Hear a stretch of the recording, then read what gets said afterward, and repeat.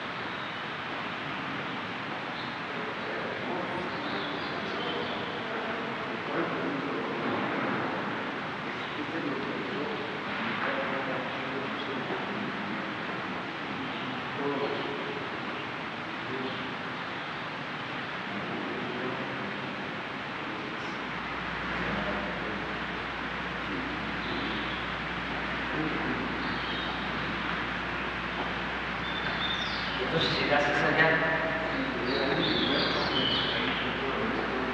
y te quedaste en el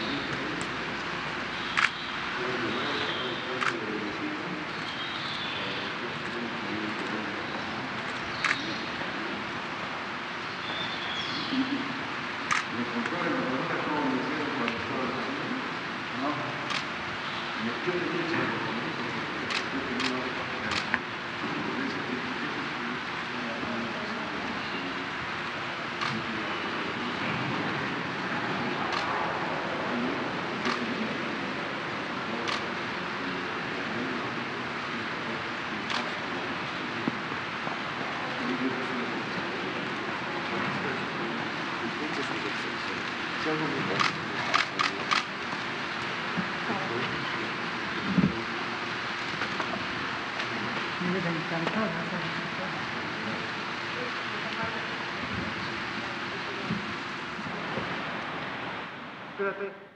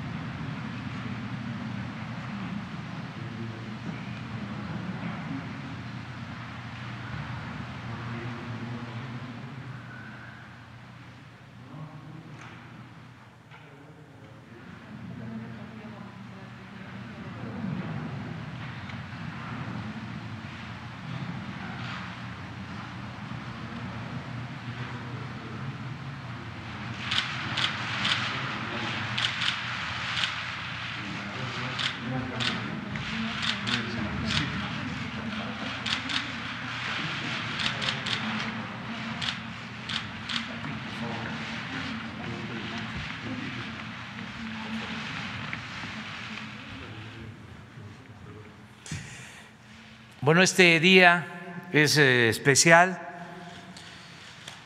porque nos acompaña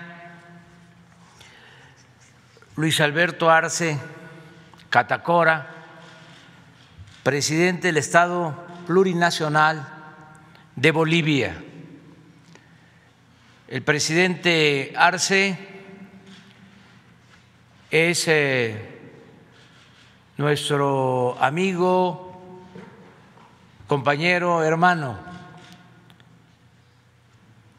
Él es fruto de un movimiento indígena, popular, democrático de Bolivia que demostró una nueva manera de gobernar en favor del pueblo y en favor, en especial, de los más pobres, de los marginados. Fue un gobierno surgido luego de dictaduras, de regímenes autoritarios, un gobierno que encabezó el presidente Evo Morales,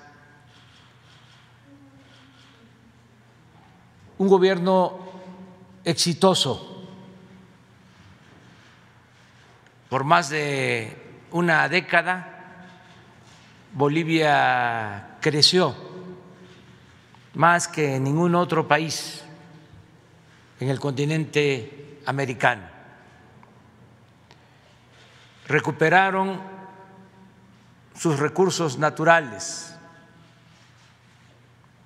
y, lo más importante, sacaron de la pobreza a millones de bolivianos. Ese gobierno atravesó por una situación complicada. Se ejecutó en Bolivia una ruptura al orden constitucional. Se obligó al presidente Evo a renunciar y se estableció un gobierno de facto. Hubo acoso, agresiones. Nuestro país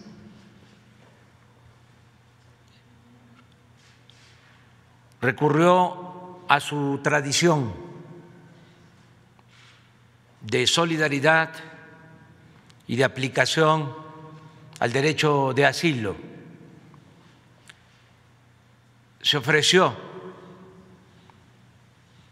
esta protección al presidente Evo, a los principales dirigentes del Movimiento Democrático de Bolivia.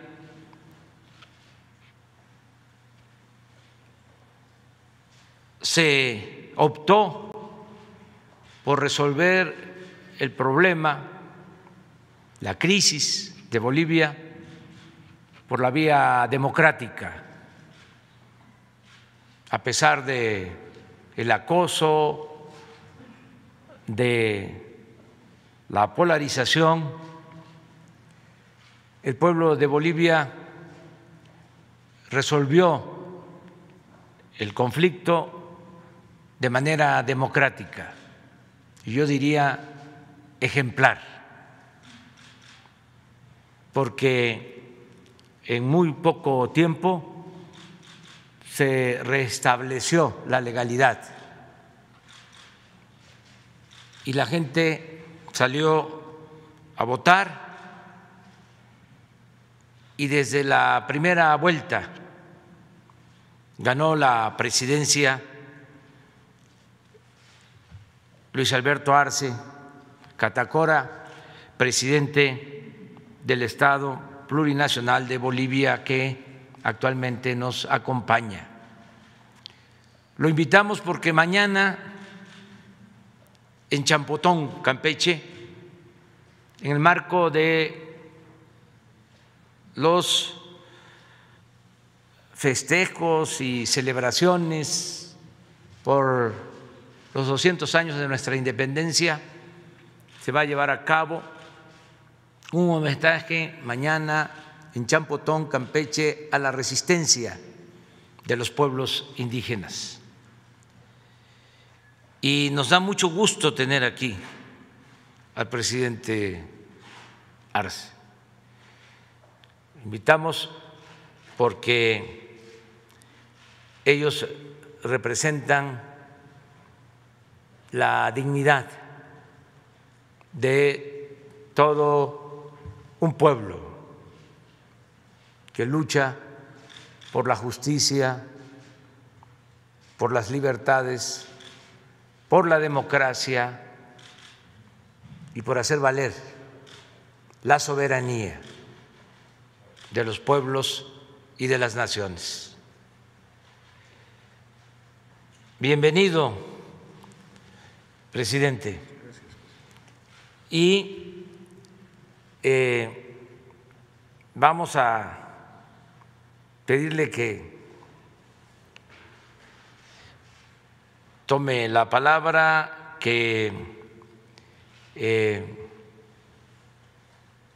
manifieste lo que considere y al terminar la intervención del presidente abrimos, como siempre, para preguntas y respuestas en esta conferencia mañanera. Adelante, presidente. Muchísimas gracias, presidente Andrés Manuel López Obrador, canciller de México, nuestro canciller que nos acompaña, al pueblo mexicano. Doble felicidad estar nuevamente acá en la República de México.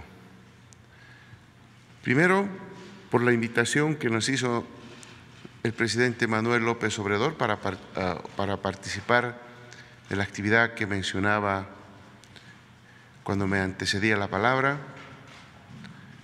Pero segundo, es una felicidad venir a México, esta vez ya no en calidad de refugiado, de asilado, ante el golpe perpetuado en mi país en noviembre de 2019. Estuvimos acá tratando de acondicionarnos a la nueva vida que nos esperaba, hasta que fuimos convocados por nuestras organizaciones sociales como candidato a la presidencia por el Movimiento al Socialismo y PSP en Bolivia. Durante esos 2 meses que me ha tocado estar acá en México, he recibido muchísima solidaridad del pueblo mexicano. Cuando caminaba las calles de Ciudad de México, pasábamos como si fuéramos mexicanos, pero cuando hablábamos se notaba que éramos extranjeros. Y entablaba conversaciones con el pueblo, comiendo nuestras tortas en la calle, nuestros tacos en la calle con la gente compartiendo, y ellos me preguntaban lo que había pasado en Bolivia y recibía una absoluta solidaridad. También acá en México fui invitado a dar varias conferencias sobre lo que había sucedido, sobre lo que habíamos hecho en Bolivia con nuestro modelo económico, social, comunitario, productivo, que lo aplicábamos a partir del año 2006, con indicadores, como mencionaba nuestro presidente Manuel López Obrador, de crecimiento económico, pero también de importantes resultados en materia social. Redujimos la pobreza de pobreza extrema de 38% a 15%.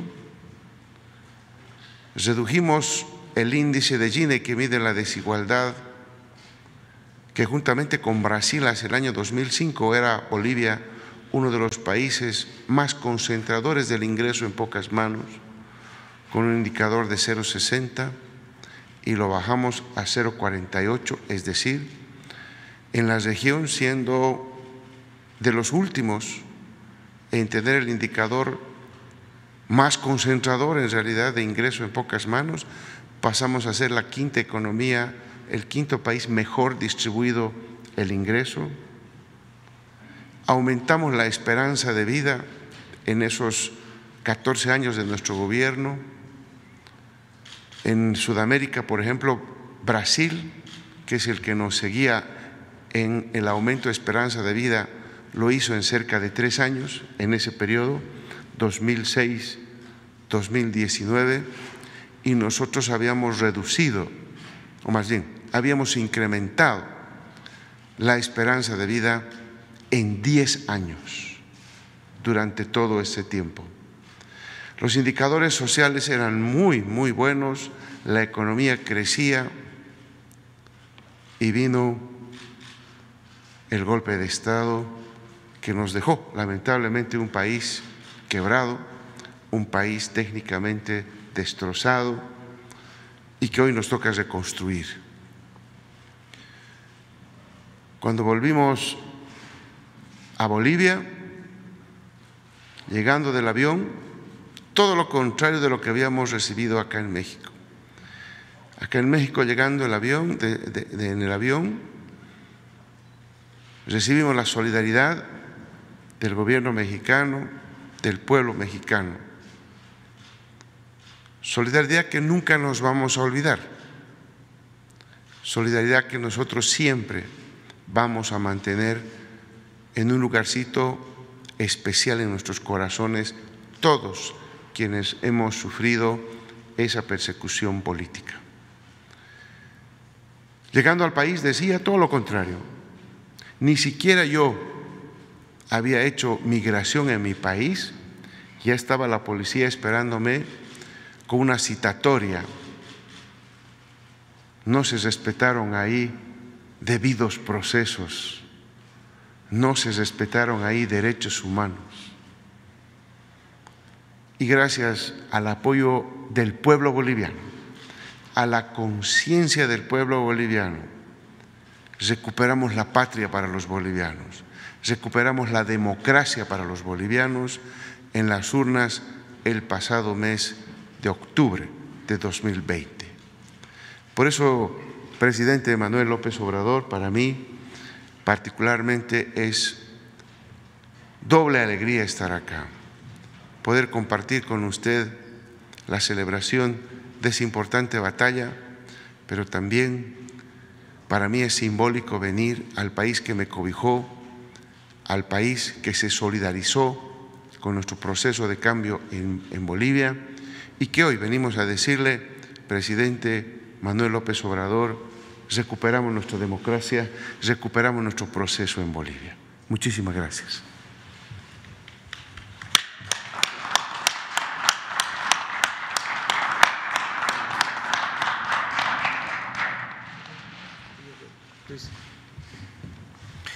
Pues si les parece, sí, empezamos.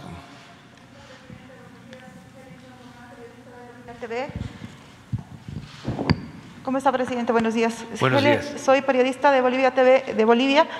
Helen San Román, es un agrado estar en su país. Presidente, hacerle dos consultas. ¿Qué significa restablecer para México principalmente estas relaciones bilaterales entre México y Bolivia? Y para el presidente Luis Arce también la misma pregunta. ¿Qué significa para Bolivia restablecer estas relaciones después de este golpe de Estado que ha habido en nuestro país? Muchas gracias. Bueno, para nosotros es muy satisfactorio el que se haya recuperado la democracia en Bolivia y que se haya logrado sin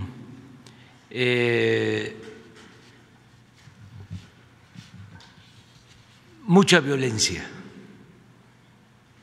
Fue realmente una hazaña del pueblo de Bolivia. Y es satisfactorio también el que nos encontremos de nuevo, porque el pueblo de Bolivia y el pueblo de México son pueblos hermanos,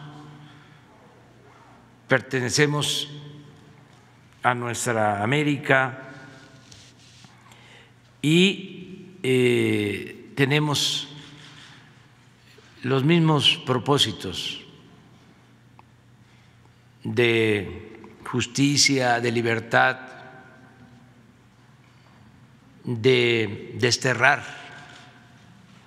el clasismo, el racismo,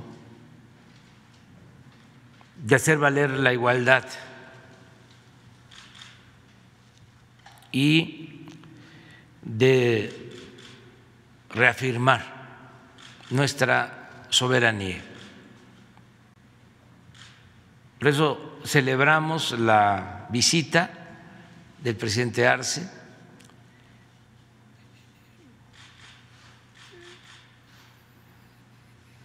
Repito, es admirable lo que hicieron durante la presidencia de Evo Morales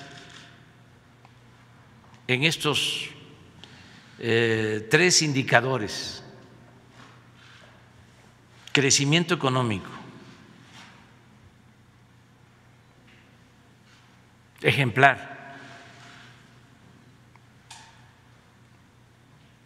un promedio de crecimiento económico anual de 4.8%, y llegaron a tener una tasa de crecimiento en 2013 de 6.8%.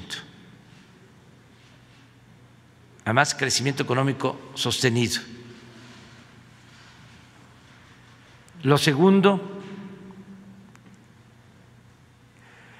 que recuperaron sus recursos naturales.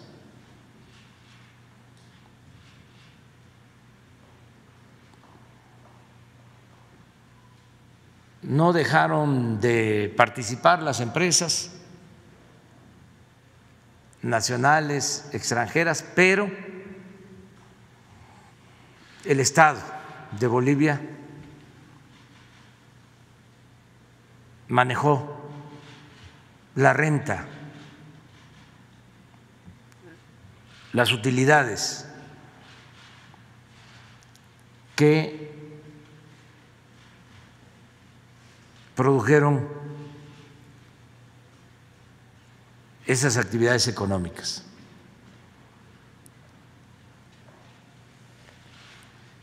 Y eso dio lugar a lo tercero, que fue lo más importante de todo: el bienestar del pueblo.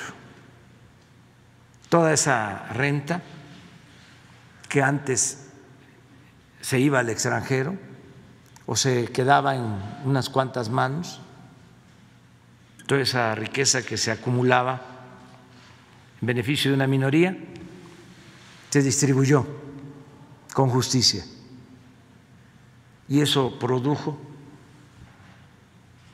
el que millones de familias salieran de la pobreza. Entonces, por eso fue muy importante el proceso de antes del golpe. Incluso eso fue lo que llevó a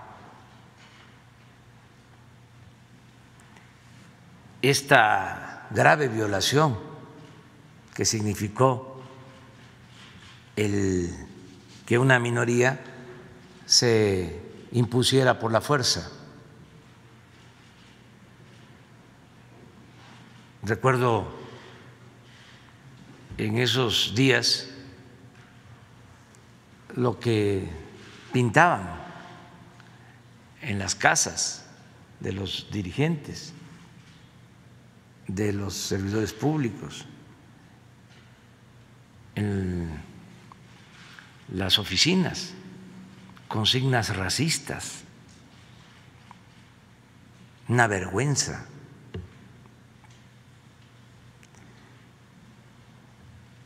Pero todo eso fue como una mala noche, como una pesadilla. Fue pasajero. y el pueblo de Bolivia resolvió por la vía democrática. Y ahora, a pesar del reto que significa la reconstrucción, con el apoyo de la gente, estoy seguro de que van a volver a recuperar el camino del crecimiento con justicia, con bienestar, porque el progreso sin justicia es retroceso. El modelo de Bolivia explica cómo es posible crear riqueza, porque no se puede distribuir lo que no se tiene, se necesita crear la riqueza, pero se tiene que procurar distribuir la riqueza, porque la riqueza no es contagiosa, tiene que participar el Estado para procurar que se distribuya y que se beneficie a todos. Ese es el modelo de Bolivia y fue exitoso y va a seguir siendo muy exitoso. Estamos muy contentos, la verdad, de estar aquí con el presidente.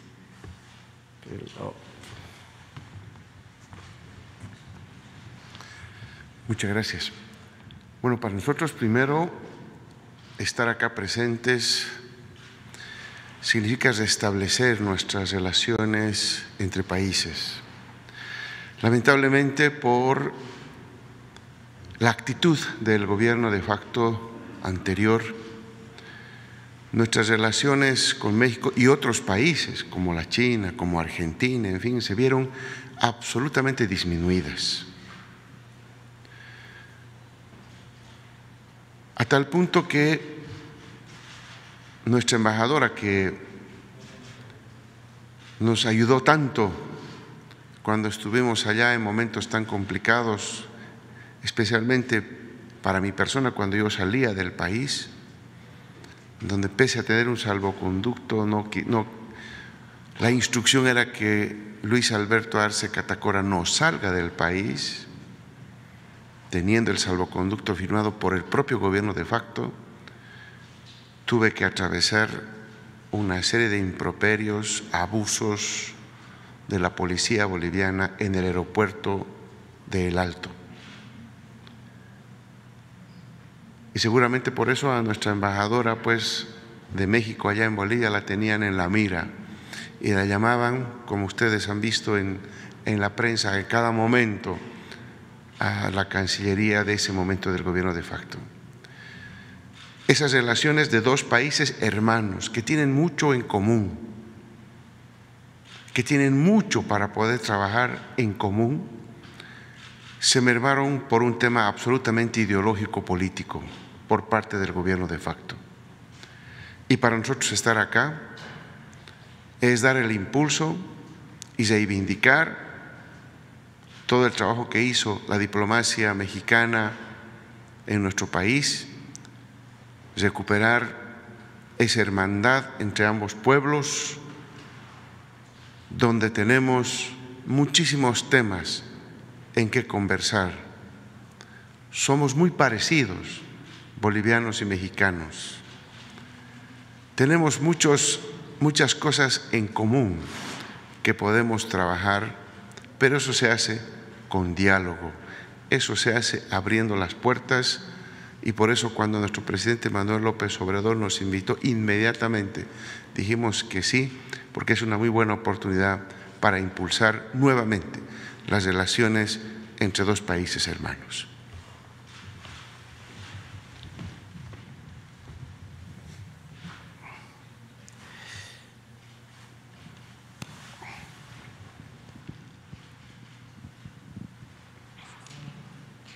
Buenos días, señor presidente. Christine Murray, de la Fundación Thomson Reuters. Esta semana publicamos una nota sobre la enfermedad de Chagas en México, una enfermedad parasitaria que puede agrandar el corazón y causar muerte súbita. Académicos estiman que hay entre 1 millón y 2 millones de casos en México, pero entre 2003 y 2020 el gobierno mexicano encontró menos de 12,000. Hace 2 semanas fui a pueblos indígenas en el municipio de Oxcutzcab, en Yucatán, y hablé con pacientes que habían sido diagnosticados con Chagas por investigadores. Es decir, saben que tienen Chagas, pero no han recibido ni un diagnóstico oficial del gobierno ni el tratamiento que les corresponde, y solamente está disponible a través del gobierno, de Senaprece, no se puede comprar en las farmacias. Hay muchos problemas distintos, entre ellos falta de capacitación de médicos, falta de pruebas proactivas y falta de conocimiento general de la enfermedad, ¿no? Pero la primera pregunta es, ¿qué va a hacer usted para que las docenas de personas en ese municipio en particular que saben que tienen Chagas, para que puedan recibir su tratamiento y el seguimiento que es su derecho? Gracias. Pues vamos a atenderlos. Ahora que estás planteándolo, le vamos a pedir al secretario de Salud, al doctor Jorge Alcocer, que lo atienda. Ya hay un programa para este propósito. Ahí en Oxcutzcab, Yucatán, acabamos de estar, bueno, hace relativamente poco, se están rehabilitando hospitales, ya estamos por reiniciar un hospital que dejaron en Ticul, abandonado, y sí vamos a tomar en cuenta lo que tú estás planteando. Y la segunda pregunta, durante la pandemia, los pocos diagnósticos que hay en México se cayeron a más de la mitad. ¿Qué va a hacer para asegurar que los sistemas de salud, Senaprece, tengan la capacidad, recursos y estrategia para encontrar y tratar más casos de esta enfermedad y otras que son clasificadas como desatendidas en México? Sí, desde antes de la pandemia, nosotros ya habíamos iniciado todo un plan para mejorar el sistema de salud que había quedado tirado, con cientos de centros de salud, de hospitales abandonados, sin medicamentos, sin médicos. Llevé a cabo una gira antes de la pandemia por 80 hospitales de el IMSS Bienestar, precisamente para hacer un diagnóstico de la situación de salud en el país. Ahí en Yucatán hay 3 hospitales del IMSS Bienestar y en los 3 no había, por ejemplo, pediatras, en los 3 hospitales. Y así, falta de médicos, de especialistas, de enfermeras, de trabajadores de la salud. Entonces, cuando llega la pandemia, pues tenemos que acelerar el plan de rehabilitación de hospitales. Contratamos más de 50,000 médicos, trabajadores de la salud, rehabilitamos hospitales y ahora tenemos más infraestructura que la que teníamos antes de la pandemia. O sea, el COVID nos demandó más atención, incluso más presupuesto desde antes de la pandemia ya habíamos decidido aumentar el presupuesto de salud en 40,000 millones de pesos. Pero ya con la pandemia fue mucho más. Solo las vacunas significan 38,000 millones de pesos. Entonces, esperemos que terminando de vacunar a todo el pueblo, que ya tenemos los contratos, que se controle por completo y en definitiva la pandemia, y vamos a utilizar toda la infraestructura, no vamos a despedir a los que contratamos por la pandemia, se van a quedar ya trabajando. Ya también se reformó el artículo 4 de la Constitución para garantizar el derecho a la salud. La atención médica es gratuita, que no lo era, y los medicamentos también. Entonces, vamos a seguir fortaleciendo el sector salud en el país. Ese es el plan, regresar a la normalidad. Sin embargo, todavía tenemos que seguir atendiendo la pandemia, porque no podemos confiarnos, tenemos que estar preparados para enfrentar en mejores circunstancias una posible tercera ola de la pandemia. Ahora van bajando el número de contagios, ¿sí?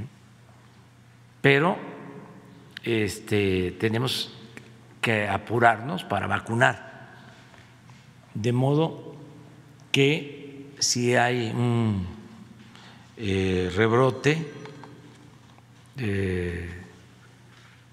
una tercera ola, ya nos agarre vacunados, sobre todo a los adultos mayores.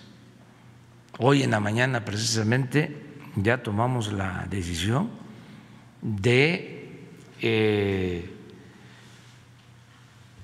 ampliar la vacunación.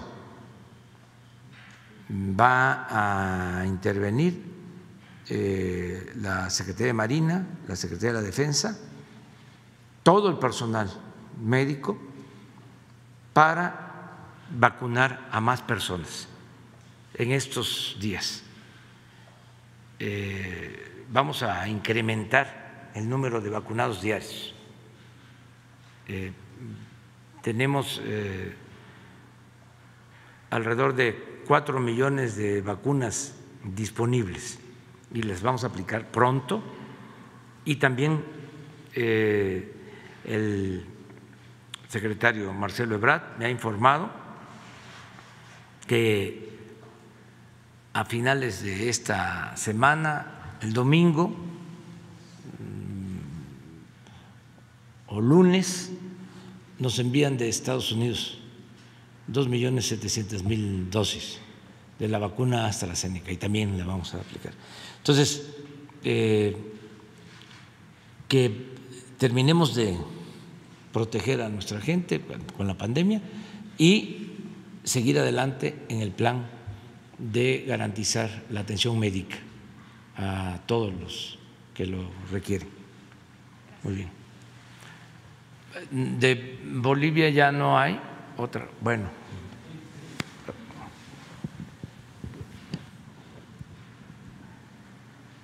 Buenos días, presidente. Gracias. Hans Salazar, de Noticiero en Redes.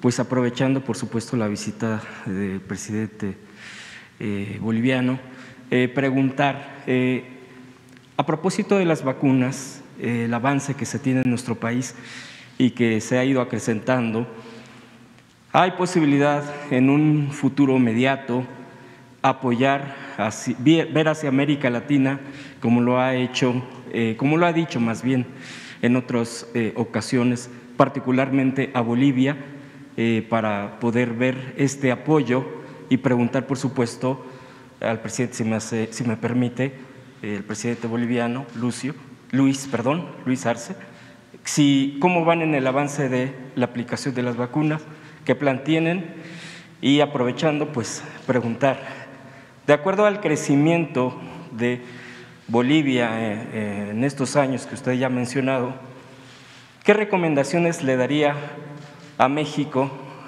para poder tener este fortalecimiento en la economía? Ya ha habido avances, pero con la pandemia ha habido un golpe mundial a la economía. ¿Qué medidas podría recomendar a México de acuerdo a toda su experiencia que tiene? Bueno, acerca de la solidaridad con la entrega de vacunas a países que no tienen completo acceso a las vacunas.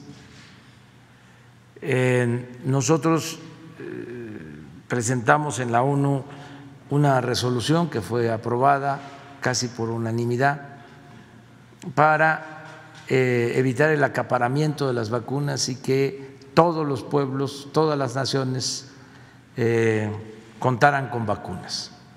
Se creó este mecanismo COVAX que tiene ese propósito. Ya empezó a entregar la ONU a través de este mecanismo vacunas en países con población marginada, con población pobre, pero no es todavía suficiente. Tiene que hacer un esfuerzo mayor la ONU y los llamamos a eso, a que se apliquen, porque es muchísimo más el porcentaje de las vacunas que se están comercializando, ¿sí? De manera directa entre laboratorios y gobiernos, ¿sí?, que lo que distribuye la ONU. Es un porcentaje menor. Y estamos hablando de que todavía hay muchos países que no tienen una sola dosis de la vacuna para evitar el COVID. Entonces, en ese campo todavía hay muchas cosas que se tienen que hacer. En lo que corresponde a México, me gustaría que Marcelo Ebrard les explicara los acuerdos que tenemos, no solo con la ONU, sino con AstraZeneca, la vacuna que se está envasando en nuestro país, la forma en que se va a distribuir, porque incluye también apoyar a países del continente americano. Y luego Luis contesta la otra pregunta. Con su permiso. Buen día, con su permiso, señor presidente. Señor presidente, bienvenido, Lucho. Rogelio, muchas gracias por estar aquí también, y a toda la distinguida comitiva de los hermanos de Bolivia. Nos da mucho gusto siempre recibirlos en esta que es su casa. Bueno, de manera muy breve decir que, como ustedes recordarán, en agosto del 2020 se firmó un convenio en el que participaron los laboratorios Max Science de Buenos Aires, el laboratorio Leomont, la Fundación Slim, con desde luego la simpatía, el respaldo y el acompañamiento del presidente Alberto Fernández de Argentina y el presidente Andrés Manuel López Obrador de México. Propósito: primero, hacer un acuerdo de transferencia de tecnología. Esto es relevante porque hoy en día, como ustedes saben, se está debatiendo en el mundo, y nos ha instruido el presidente que promovamos esa postura, cosa que hicimos recientemente en el Consejo de Seguridad de la ONU. Se ha promovido que las patentes sean liberadas. Ese sería el momento en el que las muy contadas farmacéuticas que han desarrollado, muchas de ellas con recursos públicos de sus países, la tecnología para las vacunas, pues la liberaran y la pusieran a disposición de todo el mundo. Bueno, el acuerdo con AstraZeneca que estoy refiriendo es un acuerdo precursor de esta medida, porque se hizo un convenio para transferir la tecnología una vez que la Universidad de Oxford señaló que estaba dispuesta a compartir con los laboratorios AstraZeneca su desarrollo de esta vacuna, siempre y cuando no tuviese fines de lucro y estuviese a disposición de los diferentes países que pudieran producirla. Bueno, entonces en agosto se firmó un convenio con esa filosofía, con esos rasgos, señor presidente, con su promoción, para entonces hacer la transferencia de tecnología. Se hizo. Después se hizo un convenio también para que los laboratorios que acabo de referir en Buenos Aires produjeran la sustancia o el principio activo de la vacuna y que en México se hiciera el envasado, llenado y proceso final. Cuando decimos envasado puede sonar como que es algo muy simple, pero no, es algo muy complejo. Ya decía yo en alguna conferencia anterior que puede equivaler o proporcionalmente es alrededor del 35-40% de todo el proceso. Bueno, entonces se hizo ese convenio. Se ha estado enviando a México el principio activo. Ya tenemos, bueno, vamos a recibir hoy otros 6 millones de dosis.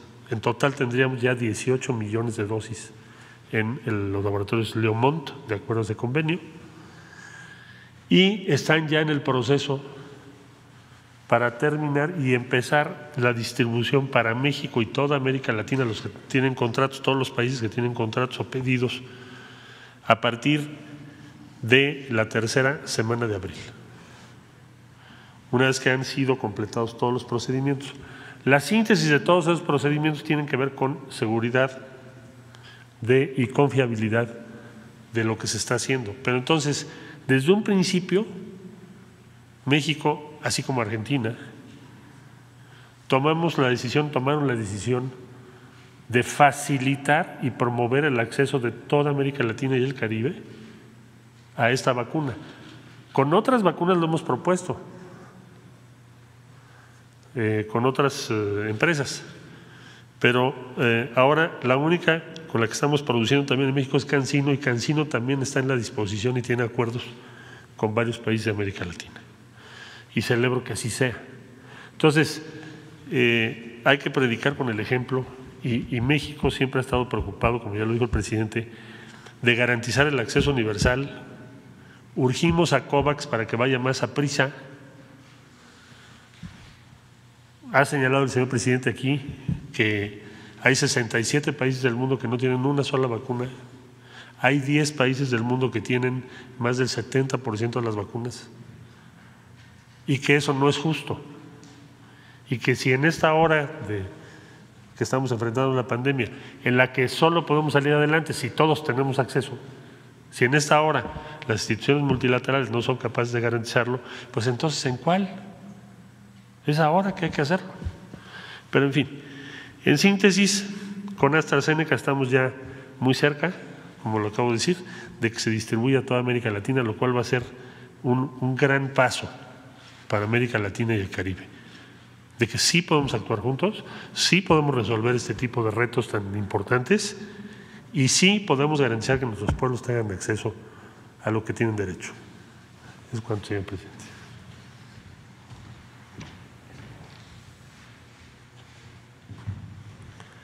Muchas gracias por la pregunta.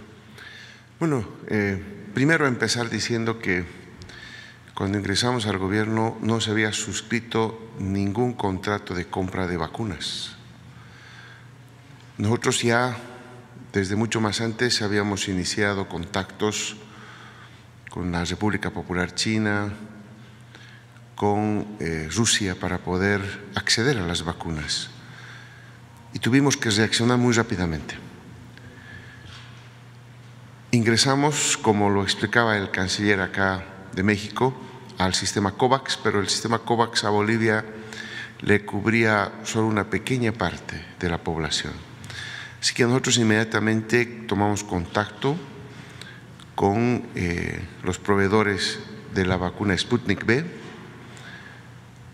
y la vacuna china para poder contratar, y evidentemente todo el mundo estaba buscando las vacunas, era un bien escaso en ese momento en el planeta, así que hicimos todo lo que pudimos y logramos conseguir, y ya hemos empezado primero en diciembre. Nosotros no se había realizado desde nuestro punto de vista un manejo adecuado de la pandemia en Bolivia, no habían pruebas, no se hacían pruebas, y por lo tanto si no hay pruebas uno no puede tener la seguridad de cuánto es el avance real de la enfermedad. Nosotros empezamos en el mes de diciembre, ya al poco tiempo de haber entrado al gobierno, compramos unas pruebas rápidas, unas pruebas antígenos nasales, que tienen una alta correlación con el PCR para poder detectar primero quiénes estaban. Nosotros aplicamos una estrategia en Bolivia en 3 pilares: uno, la detección para aislar y para medicar. Un segundo elemento es una coordinación, porque en Bolivia el tema de la salud se divide la responsabilidad en los 3 estamentos, lo que nosotros llamamos municipios, las gobernaciones departamentales y el gobierno nacional. Entonces rápidamente coordinamos con los 3 estamentos del Estado plurinacional. Y la tercera estrategia, el tercer pilar de la estrategia era vacunas. Vacunas que empezamos ya en el mes de enero, una pequeña parte que nos llegó, y ya febrero y marzo hemos ido gradualmente incrementando. Es un tema evidentemente de producción que falta en el planeta sobre las vacunas, pero hemos logrado nosotros varios contratos que nos van a permitir llegar, esperamos hasta octubre de este año, poder estar vacunando al 100% de las personas potencialmente vacunables, porque recordemos que no hay una vacuna todavía para menores de 18 años. Por lo tanto, eso es lo que hemos hecho. Ya estamos vacunando en Bolivia. Hasta, como repito, no se había hecho absolutamente nada al respecto, y nosotros ya estamos en esa vacunación. Con respecto a la segunda parte de la pregunta, bueno, en realidad nuestro modelo económico, nosotros creemos, y lo hemos difundido así, no solamente en universidades latinoamericanas, sino en universidades europeas, norteamericanas. Estuvimos en Harvard, estuvimos en Chicago y estuvimos en varias universidades europeas también difundiendo el modelo, los pilares del modelo económico.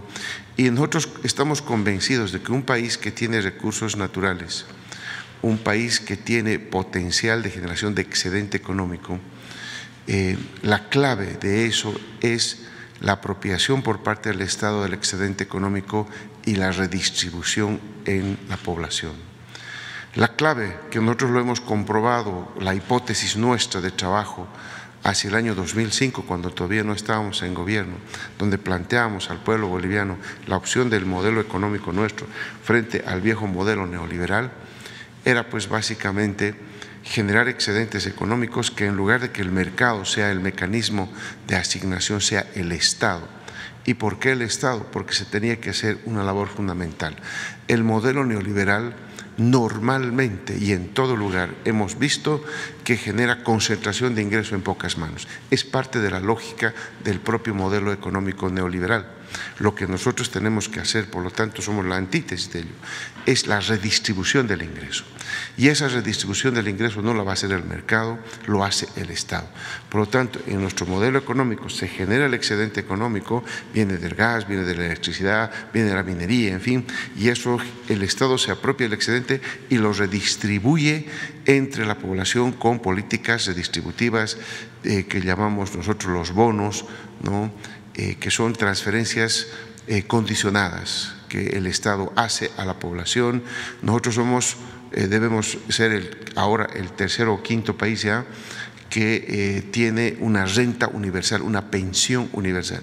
Todos en Bolivia tienen una pensión que sale, una jubilación, no sé cómo la llaman ustedes acá, que sale de los recursos naturales, que parte de los recursos naturales se redistribuyen en toda la población, hayan aportado o no hayan aportado a la seguridad social.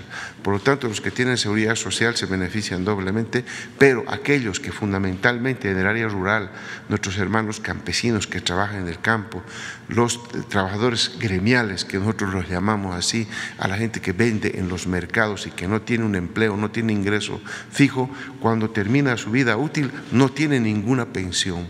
Esta es la pensión que nosotros tenemos. Cuando yo veía las cifras del 2019, éramos el 5º país en el mundo y el primero en los países en desarrollo que tenía una pensión universal. Esa pensión universal es parte de la redistribución del ingreso que tuvimos nosotros en nuestro gobierno. Por lo tanto, el modelo es sencillo. Generar excedentes, el Estado se apropia, se redistribuye en la sociedad y conformamos una sociedad más igual. Una sociedad más igual, y ahí está la hipótesis, crece más rápidamente, ¿no? Y esa es una de las explicaciones por qué en Estados Unidos, en Europa, en este momento, el crecimiento es sumamente lento. Y ha habido varios trabajos de investigación que se han publicado a nivel internacional de cómo tanto en Estados Unidos como en Europa ha habido grandes concentraciones de ingresos en pocas manos. Cada vez hay más y más ricos y cada vez más ricos y cada vez empieza a recrudecer la pobreza en estos países. Por lo tanto, la antítesis nuestra es redistribuir el ingreso para generar un crecimiento sostenido, equitativo y dar oportunidades a todos.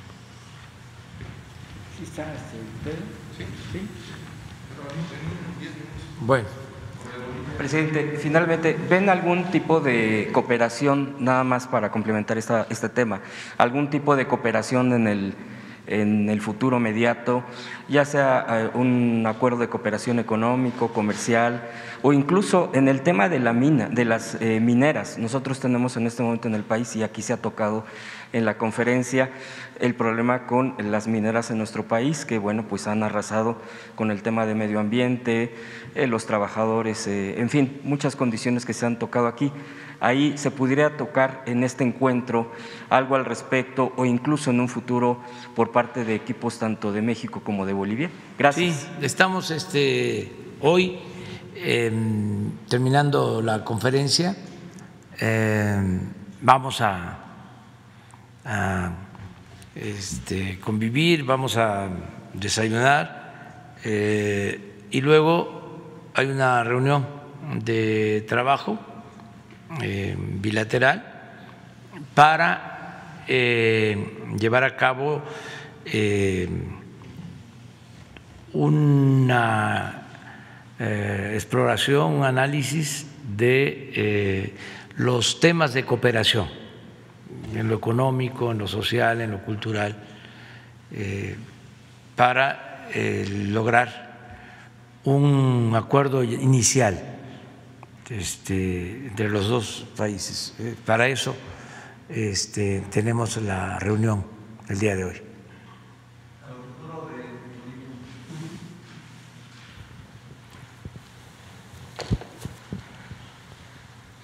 Gracias. Buenos días, Ernesto Ledesma de Rompeviento TV. Es precisamente sobre el tema de la minería y quisiera hacer esta pregunta para ambos mandatarios, si me lo permite, el presidente Arce también y usted, señor López Obrador, que tiene que ver con el litio. México pues está ya catalogado como el 7º país con litio en el mundo.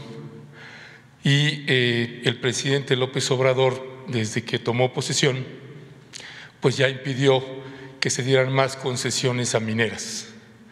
Sin embargo, señor presidente, las mineras han tomado una estrategia distinta y tanto en el año 2019 y 2020, pues se pasan esa concesión que tienen, se la venden a otra empresa minera.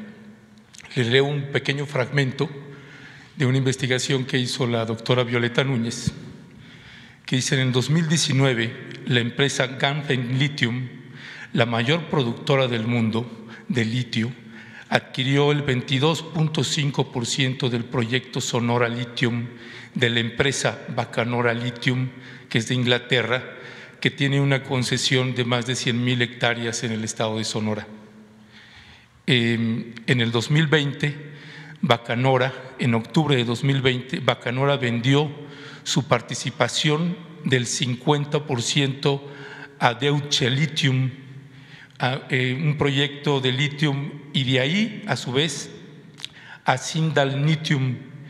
Es decir, Bacanora ha estado vendiendo parte de su propia concesión a otras, de tal manera que entre el año 2019 y 2020, ahora el litio, que es mexicano, nuestro litio, no es de nosotros, lo tienen ahora 3 empresas, una china, una inglesa y una alemana, solo en esto.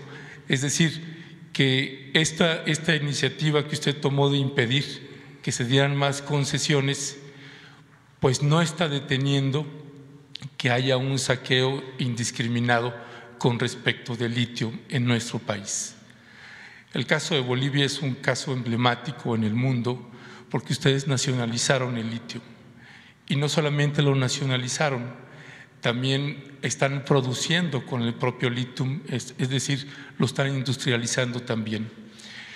La pregunta que sería para usted, señor presidente Arce, sería: ¿qué beneficios ha tenido para Bolivia el hecho de que se haya nacionalizado el litio y en qué se traduce en términos de ingresos económicos para los bolivianos y que a su vez, como bien lo señalaban hace un momento, pues se distribuye ese ingreso, se canaliza ese ingreso a programas sociales para tener una dimensión, y particularmente para los mexicanos y particularmente para las empresas que se oponen a esto y que luego le hacen una guerra ahí al gobierno del presidente López Obrador? ¿Cómo se benefició el hecho de haber nacionalizado el litio? ¿Cuál es la dimensión de eso para tener un espejeo en lo que toca a nuestro país? ¿Y cuál sería su valoración de esta estrategia que ahora manejan las empresas, que aunque no haya concesión, ellos la están concesionando? Luis. Gracias, presidente. Bueno, en realidad fue justamente uno de los objetivos del golpe de Estado. Bolivia estaba avanzando, como bien lo mencionaba el periodista, en la industrialización. Teníamos ya un acuerdo muy avanzado con una empresa alemana que para Bolivia, que entraba como socio mayoritario en esta empresa, íbamos a beneficiarnos de la planta, la tecnología y todo ello en Bolivia para producir y exportar baterías de litio desde Bolivia. Hasta ahí nosotros habíamos avanzado en la minería. Nosotros estábamos ya en la separación del cloruro de potasio, el carbonato de litio, ya lo estábamos produciendo. Es más, en el departamento de Cochabamba ya había una empresa que estaba produciendo vehículos con batería hecha en Bolivia, aunque evidentemente la producción era bastante pequeña, pero ya era prometedora. Con litio boliviano teníamos nuestros propios vehículos que circulaban en ese departamento. Y cuando estábamos por suscribir justamente el contrato con esta empresa alemana para que venga a Bolivia en definitiva y pueda construir la planta y empezar a producir baterías de litio, viene el golpe de Estado, que justamente uno de los pilares fue generar en el departamento Potosí, donde está la mayor reserva de litio que tenemos en el Salar de Uyuni, generar condiciones de protesta por supuestamente muy pocas regalías, que muy largo el contrato, el plazo del contrato con Alemania. Empezaron justo a pocas semanas de llevarse las elecciones del año 2019. El Gobierno Nacional, para evitar cualquier conmoción preelectoral, paralizó el proyecto, que después, paradójicamente, retomaba el gobierno de facto y habían declaraciones del candidato a la vicepresidencia, Samuel Doria Medina, que mencionaba sería muy interesante que la empresa Tesla pudiera venir a Bolivia a industrializar el litio, ya lo mencionaba. Y a las pocas semanas también se conocía en las redes sociales una declaración de un alto ejecutivo de Tesla que decía que ellos van a hacer golpe de Estado allá donde sea necesario. Entonces a nosotros nos quedó absolutamente claro que el objetivo económico del golpe de Estado era el control del litio boliviano, que felizmente con el retorno de la democracia en Bolivia el Estado recupera, estamos reiniciando todo este elemento, todas estas negociaciones que se tenían con Alemania y bueno, ¿por qué no abrirnos también a otros países que pudieran hacer un mejor trabajo y ofrecernos una mejor tecnología para el país? Lo cierto que hasta donde hemos podido avanzar, estamos produciendo y exportando en realidad carbonato de cloruro de potasio y estamos en la producción de baterías de litio a muy pequeña escala para una fábrica de vehículos nuestro en Bolivia. Por lo tanto, para nosotros el control de los recursos naturales es un tema estratégico. La historia de Bolivia, como decía Marcelo Quiroga Santa Cruz, un gran pensador político boliviano, decía que la historia de Bolivia se traduce en la historia del saqueo de nuestros recursos naturales. Y justamente nuestro modelo ha puesto fin a ese saqueo de nuestros recursos naturales y el Estado es el que lo hace y se beneficia a toda la población a través de estos mecanismos de redistribución del ingreso. Nosotros estamos analizando la posibilidad de tener una mayor participación en lo de la explotación del litio. Vamos a seguir revisando la importancia para nuestra economía de explotar este recurso natural. En el caso de las concesiones, se dieron tantas en el periodo neoliberal que sí cuesta trabajo regular todo lo que significa el comercio, la venta de estas mismas concesiones, porque en sentido estricto se entregaron estas concesiones en demasía, no para producir ni oro, ni plata, ni cobre, ni litio, sino fundamentalmente, aunque parezca increíble, para especular en el mercado financiero. El tener una concesión significa el poder llevar a cabo operaciones en el mercado financiero. Por eso llegaron a concesionar el 60% del territorio nacional, 120 millones de hectáreas. ¿Cuándo terminan de explotar 120 millones de hectáreas? Pues nunca. Lo cierto es que se entregaron las concesiones con otro propósito. Son muy pocas las concesiones que se están trabajando, donde hay inversión. Es un poco lo que sucedió también con la reforma energética. Se entregó el 20% de todo el territorio petrolero de México, el 20%, en 107 contratos, hace 5 años. Y se suponía que con esa entrega, con esa privatización, iba a llegar mucha inversión extranjera y se iba a producir más petróleo. Se hablaba de que íbamos a estar produciendo para estos tiempos 3 millones de barriles diarios. ¿Cuál fue la realidad? No llegó la inversión extranjera y no llega ni a 20,000 barriles diarios, lo que producen las empresas que tienen esas concesiones. ¿Por qué no las cancelamos? Porque no queremos tener problema. Además, como dejaron el 80% del territorio donde hay petróleo y estamos rehabilitando, modernizando, limpiando a Pemex, pues en ese 80% estamos explorando y produciendo petróleo. Además hay una cosa muy importante que tiene que ver con los recursos naturales. Nosotros ya tomamos la decisión de no producir más allá de lo que necesitamos para el abasto de nuestro mercado interno. O sea, vamos a cuidar este recurso que no es renovable.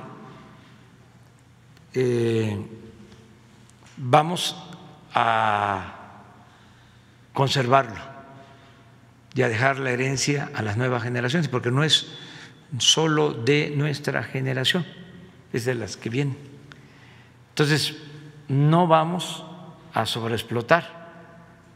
Se llegó a producir en 2004, 2003, 2004, 3.400.000 barriles diarios de petróleo. Ahorita estamos a la mitad. Lo que vamos a extraer de petróleo va a ser la mitad aproximadamente de lo que se extrajo durante el sexenio de Fox. Y esto tiene que ver con la protección del medio ambiente. Lo digo porque ahora que se aprobó la ley eléctrica, se argumentó mucho de que las empresas cuidaban el medio ambiente y estaban generando energía con recursos renovables, energías limpias, y que el gobierno estaba optando por el quemar energías como el combustóleo, el carbón, el diésel, energías sucias. Pues no, estamos cuidando la materia prima, estamos cuidando el petróleo. Y el caso del litio lo vamos también a revisar. No tenemos nosotros problemas porque en el tratado que se suscribió con Estados Unidos se acordó de que el manejo de los recursos naturales de México es una decisión soberana de los mexicanos. El que se haya establecido esta cláusula en el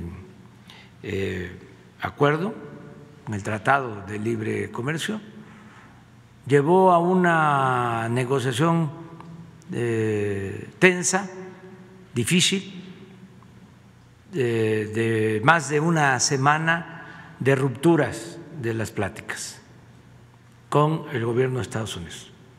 Afortunadamente se aceptó nuestra condición y no están comprometidos los recursos naturales de México. Somos independientes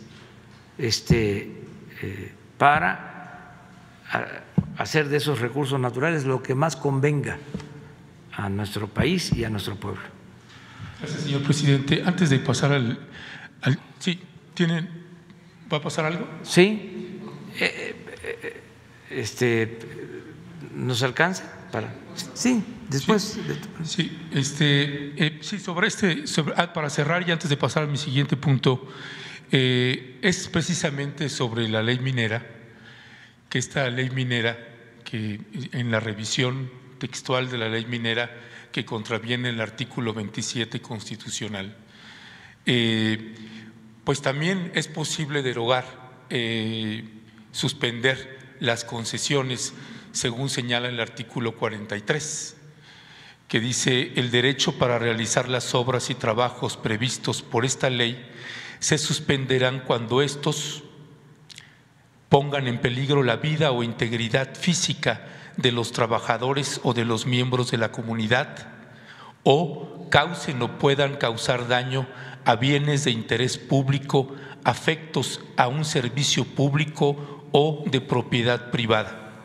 Si la vista de inspección que en su caso se practique revela peligro o daño inminente, la Secretaría dispondrá de inmediato la suspensión provisional de obras y trabajos, al igual que las medidas de seguridad para adoptarse dentro de un plazo que se fije.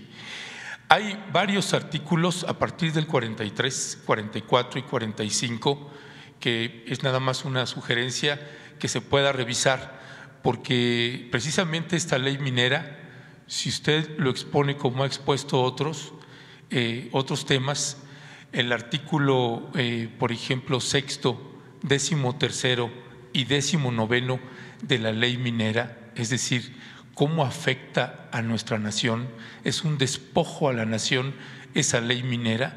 Si se revisara y ustedes, incluyendo la nacionalización del litio, señor presidente, con el respaldo popular que usted tiene, créame que habríamos millones de mexicanos respaldando un planteamiento de esta naturaleza, porque es precisamente los proyectos mineros quienes más muerte han generado a pobladores que se han opuesto a eso. Es nada más para complementar esta parte. Sí. Nosotros vamos a seguir garantizando que no se destruya el territorio, que se cuiden los recursos naturales y que se cuide la vida. No se van a entregar nuevas concesiones, y también decir que en el tiempo que llevamos se han cancelado concesiones, pero no por decisión de la autoridad, sino porque los que tenían estas concesiones y antes no pagaban impuestos,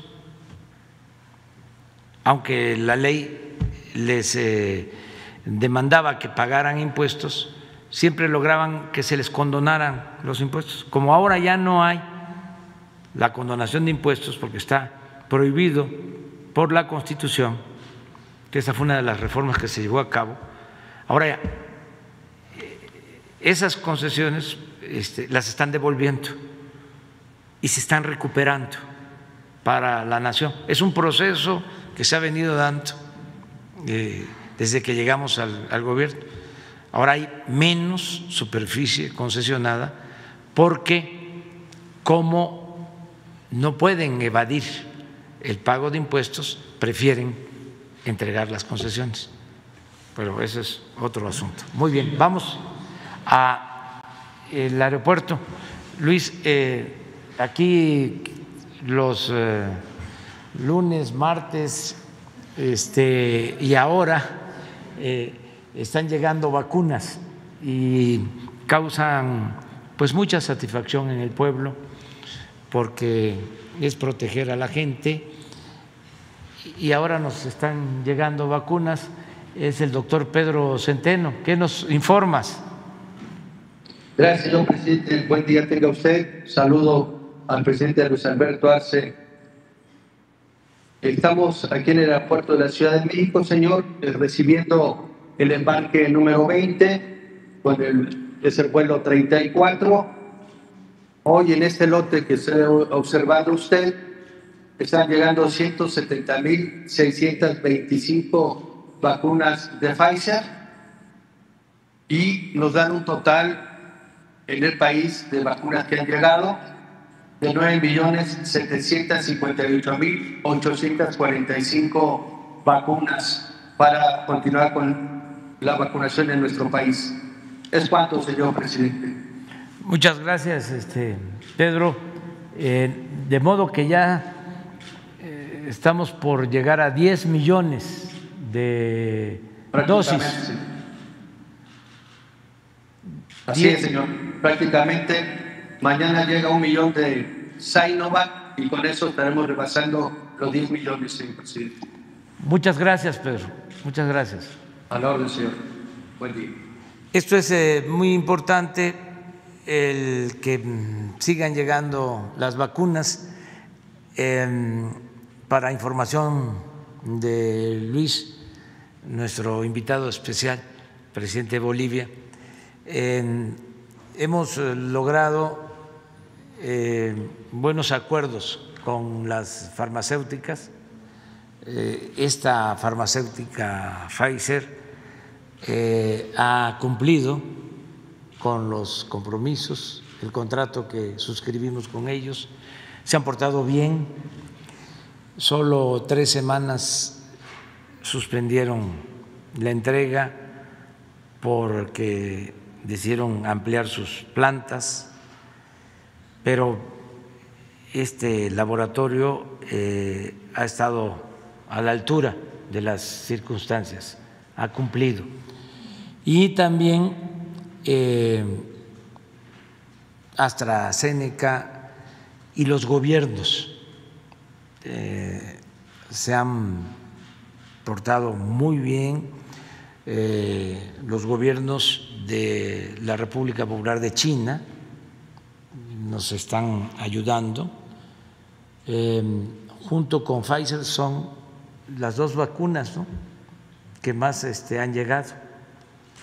Incluso ya en el caso de China se está envasando la vacuna CanSino, que tiene la ventaja de requerir poca refrigeración y es una dosis, o sea, es una inyección y nos ayuda mucho para el medio rural, para vacunar en una sola vez para el medio rural. El presidente Putin también, hablamos por teléfono con él, se portó muy solidario y tenemos también contratos con ellos para la Sputnik 5 y el presidente Biden también respondió a nuestra petición y como lo expresó o me lo informó el secretario de Relaciones, Marcelo Ebrard, ya están haciéndose los trámites porque el domingo o lunes llegan 2.700.000 dosis de Estados Unidos. Tenemos buenas relaciones con los gobiernos del mundo, con todos los pueblos del mundo. Esa es la política exterior de México, sustentada en el artículo 89 de nuestra Constitución, que establecen los principios de no intervención, de autodeterminación de los pueblos, solución pacífica de las controversias, y vamos muy bien en nuestras relaciones internacionales. Pero en este caso es muy especial, repito, que estén ustedes aquí. O sea,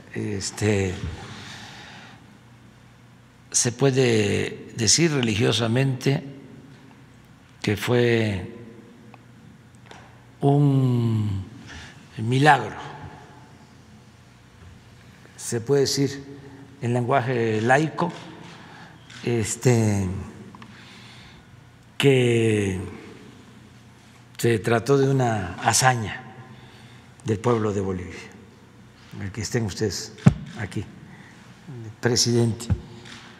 Me decía Luis de que ya tenía el salvoconducto y no podía salir, lo que ya explicó, y estuvo a punto de no salir. Imagínense lo que hubiese sucedido. Por eso la importancia de nuestra política exterior, que se la debemos a nuestros antepasados, desde el presidente Juárez, con su principio de respeto a los derechos ajenos para conseguir la paz, hasta la política de protección, de apoyo a perseguidos del presidente Cárdenas, ejemplar, y luego a otros gobiernos. Yo quiero también aquí aprovechar para hacerle un gran reconocimiento, ya lo hicimos, pero volver a destacar la labor de nuestra embajadora en Bolivia, que nos va a acompañar el día de hoy, porque ella fue fundamental en toda esta actuación del Gobierno de México. También agradecerle mucho a las Fuerzas Armadas de nuestro país, porque recibieron la instrucción de ir a Bolivia para traer al presidente Evo. Lo hicieron en circunstancias también difíciles, porque no se portaron tan bien algunos gobiernos del Cono Sur. No querían incluso que el avión volara por su espacio aéreo. No querían permitirnos cargar combustible, turbocina al avión. Sin embargo, hubieron otros que ayudaron. Me gustaría que hiciera memoria Marcelo. Además ya no están esos gobernantes. Sí, señor presidente. Sí, bueno, fue todo un periplo, como ustedes recordarán, en situaciones muy difíciles, muy adversas. Apenas se pudo salir en tiempo. Nos demoramos para poder salir, o sea, demoraron los compañeros, porque de ida el avión había bajado en Lima, recargó combustible, fue a Bolivia, y de regreso ya no nos dieron autorización y no estaba previsto. Entonces, con el apoyo también de Alberto Fernández, el actual presidente de Argentina, las autoridades de Paraguay nos dieron autorización ya muy tarde, pero ya era muy entrada la noche, de madrugada, para recargar. Luego hubo que seguir casi el límite fronterizo, pero la Cancillería de Brasil sí nos dio permiso de entrar a su espacio aéreo, porque es muy difícil de ser tan exactos y no queríamos crear un incidente internacional. Después hubo que rodear Perú, porque no teníamos permiso. Ecuador primero dijo que sí, y ya que íbamos a ingresar al espacio aéreo nos dijeron que no, que lo estaban viendo, en fin. Entonces hubo que rodear el espacio de Ecuador. Gracias a la habilidad de nuestro comandante de las Fuerzas Aéreas, por instrucciones del señor secretario de la Defensa Nacional, quien estaba al mando, que es quien dirige la Fuerza Aérea Mexicana, pudo sortear todo esto que acabo de describir, que se oye fácil, pero es muy complejo, porque te modifican el plan de vuelo y por lo tanto la disponibilidad de combustible y se vuelve incierto el vuelo. Bueno, pues lo sorteó muy bien con el apoyo. Paraguay fue clave porque si no hubiésemos tenido su autorización ya en la madrugada para llegar al aeropuerto y recargar, no íbamos a poder sacar a Evo y a sus acompañantes del punto en el que estaban.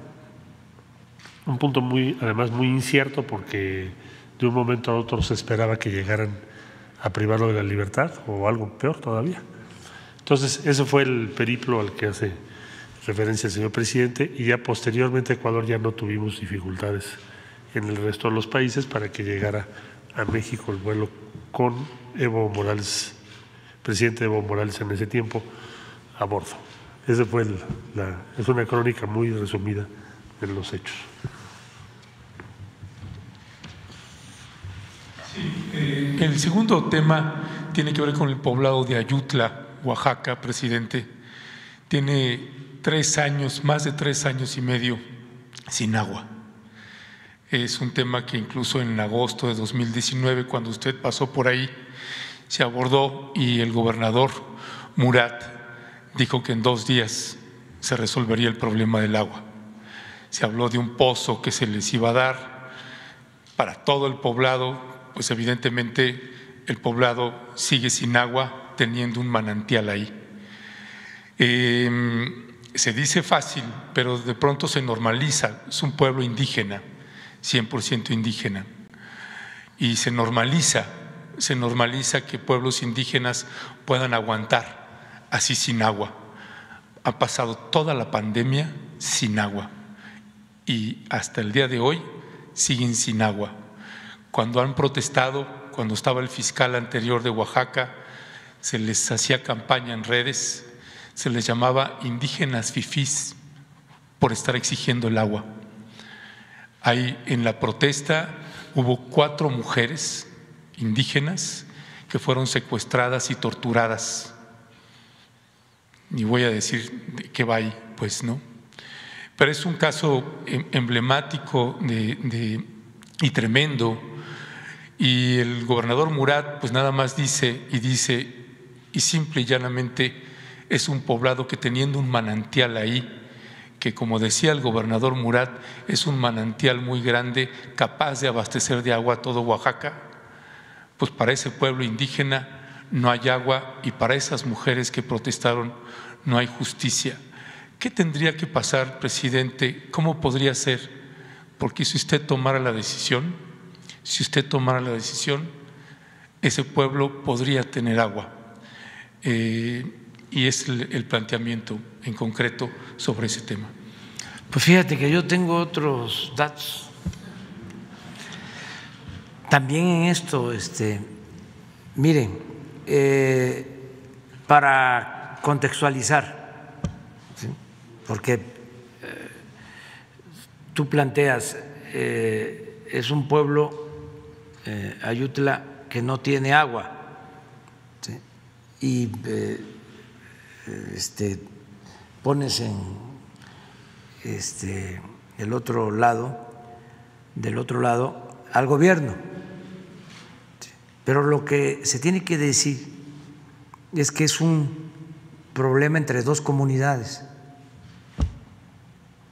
¿sí? O sea, que existe un manantial en efecto y que es un problema entre las 2 comunidades indígenas, ¿sí? O sea, igual, ¿sí? O sea, no es la comunidad y el gobierno, es un asunto incluso no solo por el agua, sino por las tierras, como hay muchísimos conflictos en Oaxaca, en Chiapas, en todos lados, entre las mismas comunidades. Entonces, el gobernador Murat ha estado allá buscando la conciliación para llegar a un acuerdo. Sin embargo, no se ha podido que todos en la comunidad de Ayutla acepten las condiciones para el acuerdo. Vamos de todas maneras a pedirle al gobernador Murat que nos informe, porque no es un asunto, repito, que no hiciste mención a que es una confrontación entre comunidades por el agua y por la tierra. Sí, pero sí conozco el caso. Sí. Y el punto es que el gobernador Murat ha ido en 2 ocasiones a inaugurar el pozo. Sí. Y siguen sin agua. Y con respecto de lo del conflicto, usted maneja, está haciendo el mismo trato con el caso de Chiapas, con el caso de Aldama, y lo está homologando con este. Y acá, en estos 2 casos de Ayutla y el de Aldama, se repite el mismo planteamiento. Hay un grupo paramilitar, un grupo armado, y el punto fundamental en este caso de Ayutla es cómo garantizar que tenga agua, sí, porque un poblado completo no tiene agua.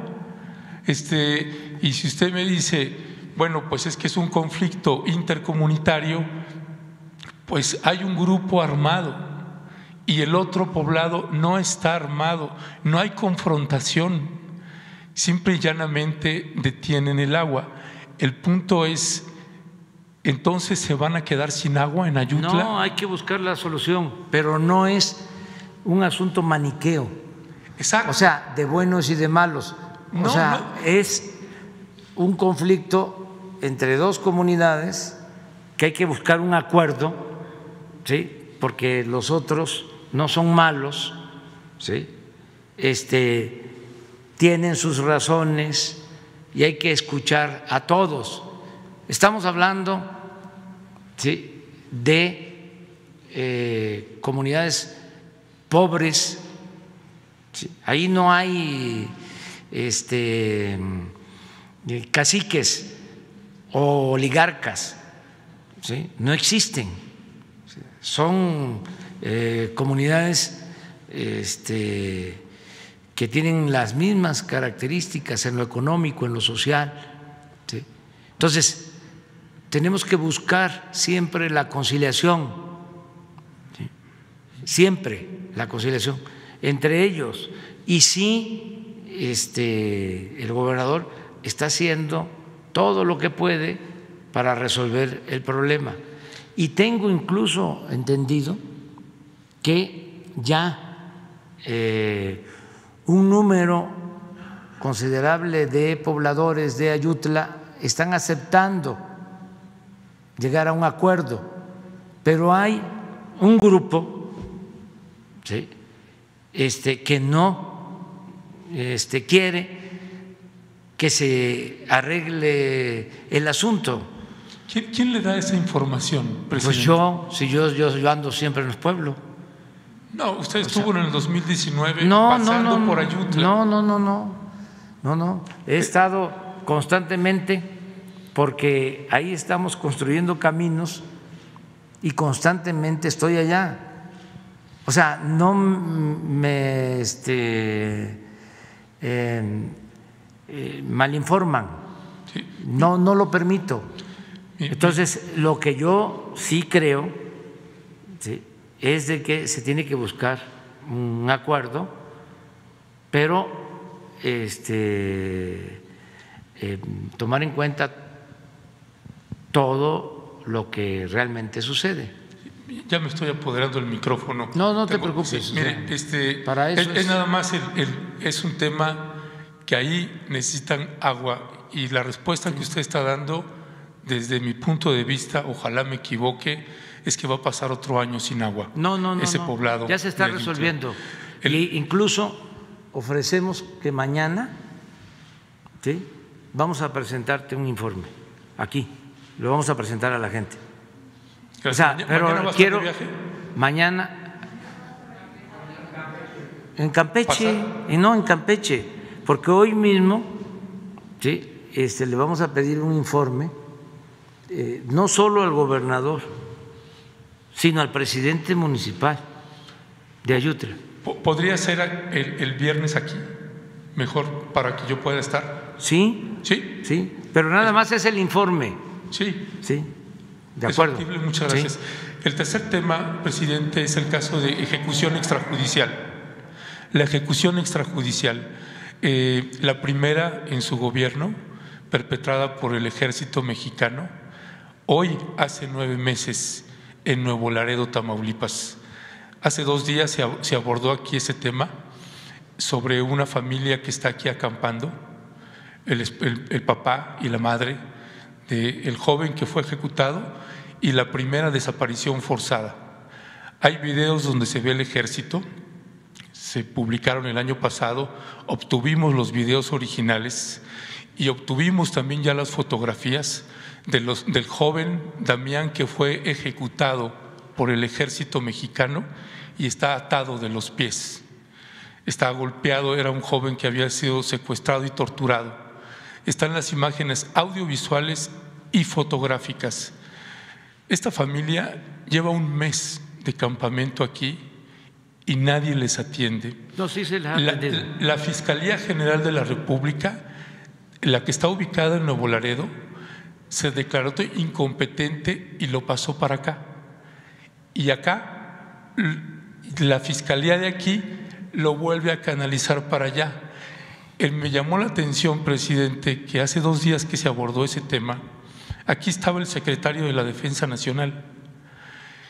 Es precisamente el ejército quien cometió, la primera ejecución extrajudicial en su gobierno y la primera desaparición forzada, porque el hijo de esos señores que están ahí, de esa pareja que está ahí, tiene 9 meses sin aparecer y se lo llevó el ejército, como se demuestra en los videos.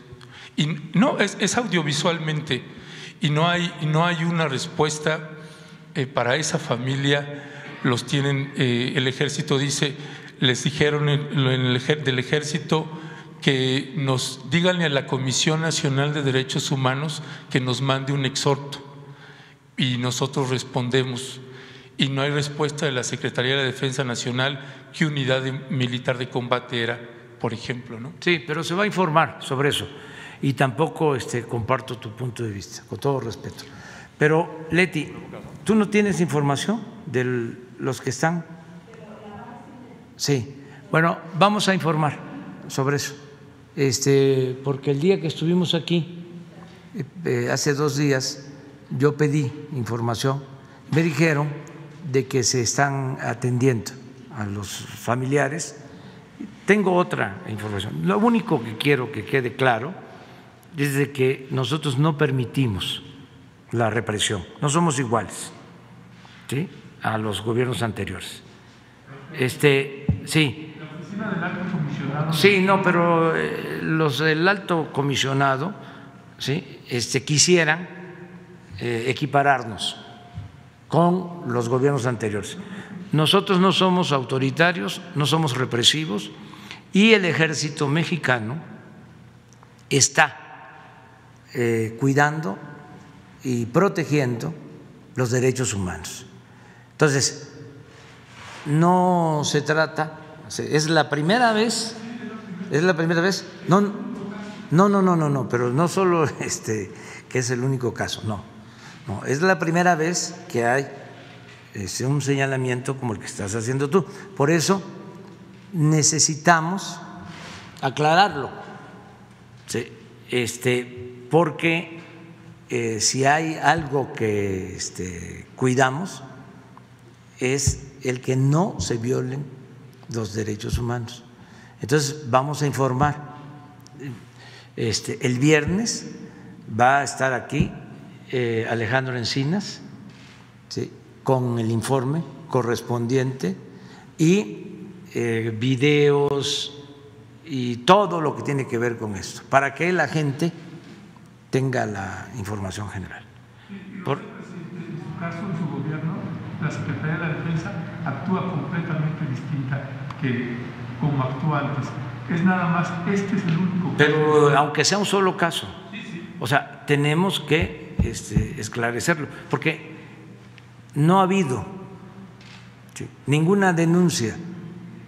El caso de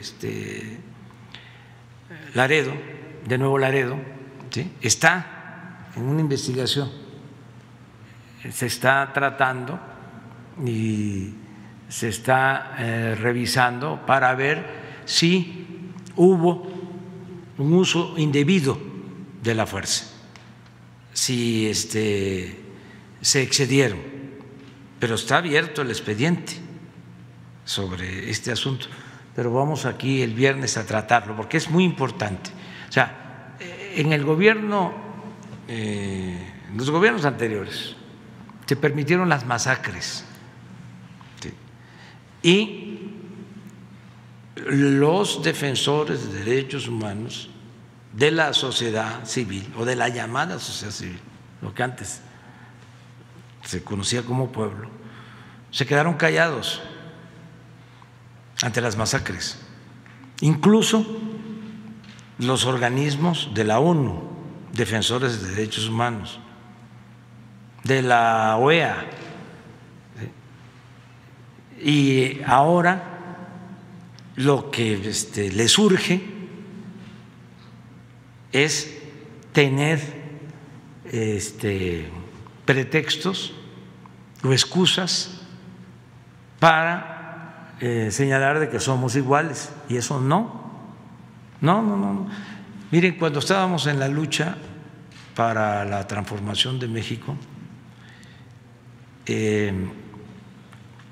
la oligarquía, la mafia del poder, los delincuentes de cuello blanco, los que se adueñaron del gobierno durante todo el periodo neoliberal,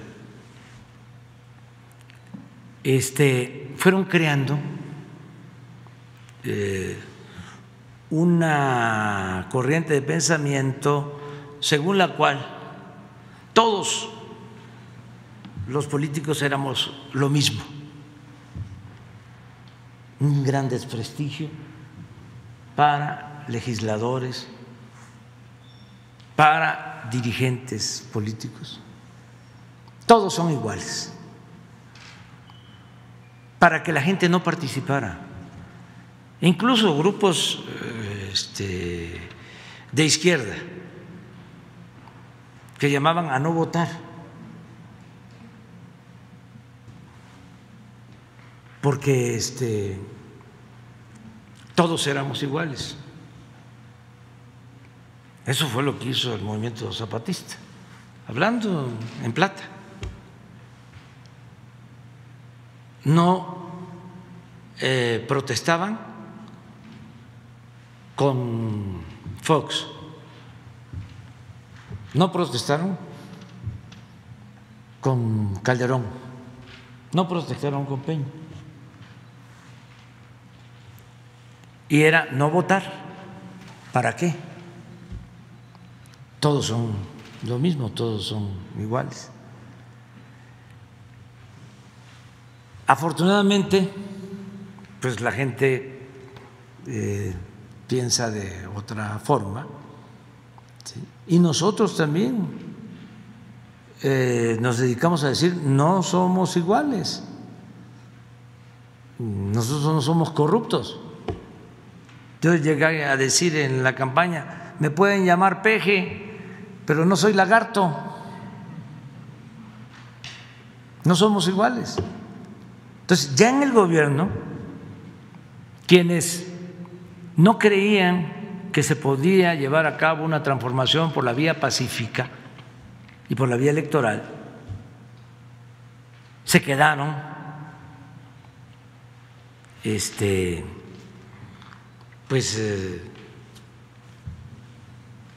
ofendidos, porque se apostaba de que desde el flanco izquierdo, que solo por la vía armada se podía llevar a cabo la transformación, y nosotros dijimos no, se puede por la vía pacífica, creando conciencia en la gente. Es más,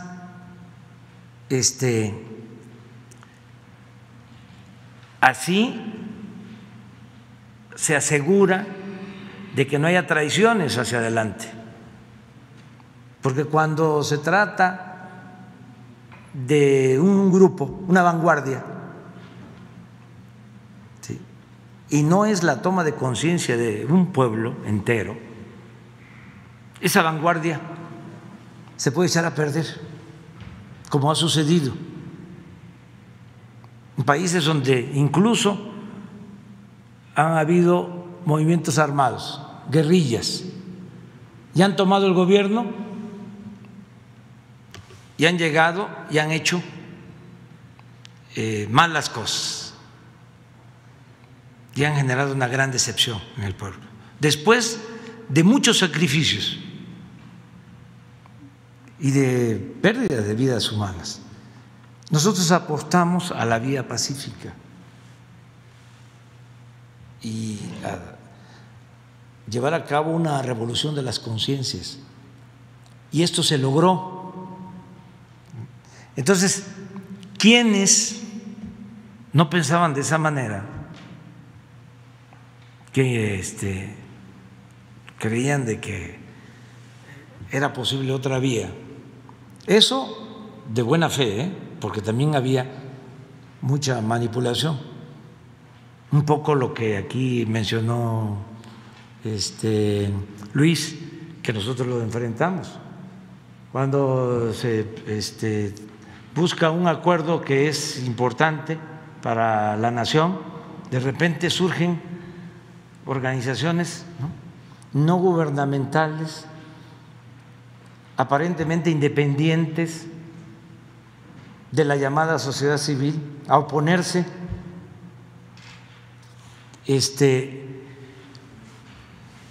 que de una u otra forma reciben apoyos de transnacionales y hasta de gobiernos extranjeros.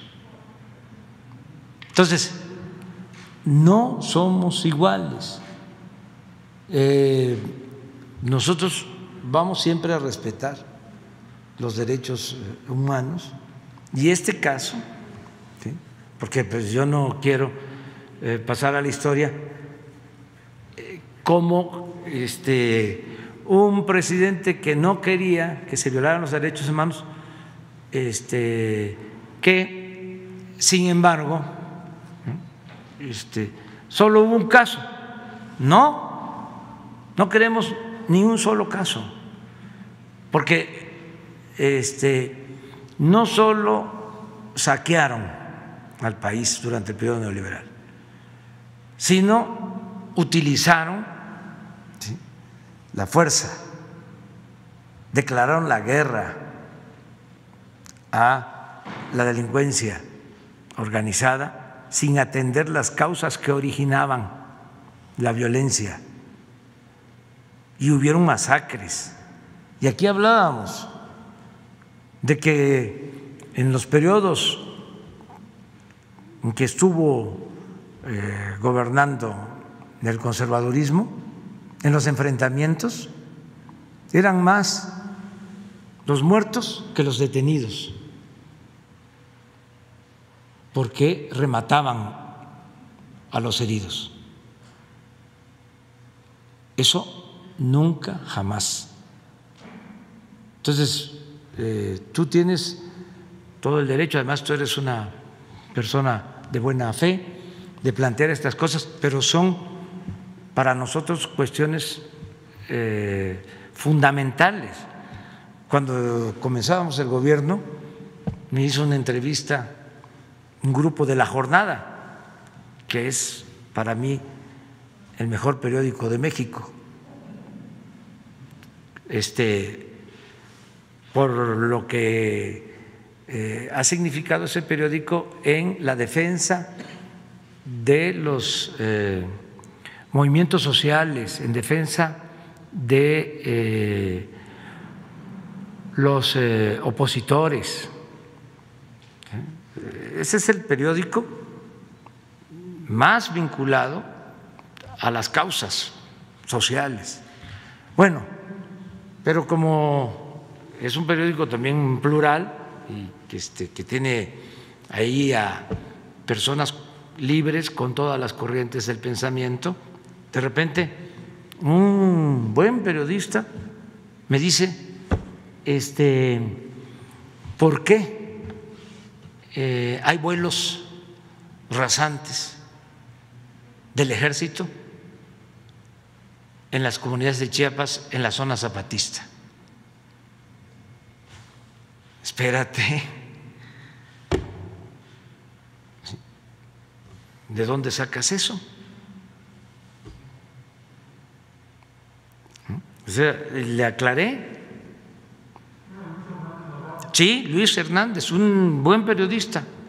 Entonces, porque yo no estoy en condiciones de aceptar lo que considero no corresponde a la realidad. Entonces, defiendo, ¿sí?, mis principios, mis ideales, y siempre digo lo que pienso. ¿Y por qué Luis plantea eso? Por su simpatía al movimiento zapatista. Entonces, recibe información y además se les hace relativamente fácil, ¿no?, imaginar de que somos iguales que los que se fueron. Dicen, no, ya llegaron al poder. Sí, nada más que nosotros tenemos una concepción distinta de lo que es el poder. Nosotros siempre hemos dicho, y lo llevamos a la práctica, de que el poder solo tiene sentido y se convierte en virtud cuando se pone al servicio de los demás. No es el poder por el poder, no es la parafernalia del poder, no es la prepotencia, no es el autoritarismo, no es avasallar, es convencer, es persuadir, es lo que decía Juárez, nada por la fuerza, todo por la razón y el derecho. Entonces es muy importante. Ya con esto vamos a terminar la conferencia porque ya Luis estuvo con nosotros y además va a seguir estando con nosotros. Es, repito, nuestro hermano, nuestro compañero, como son hermanos y son compañeros todos los bolivianos. Así que los queremos mucho. Muchas gracias. Vamos, Luis.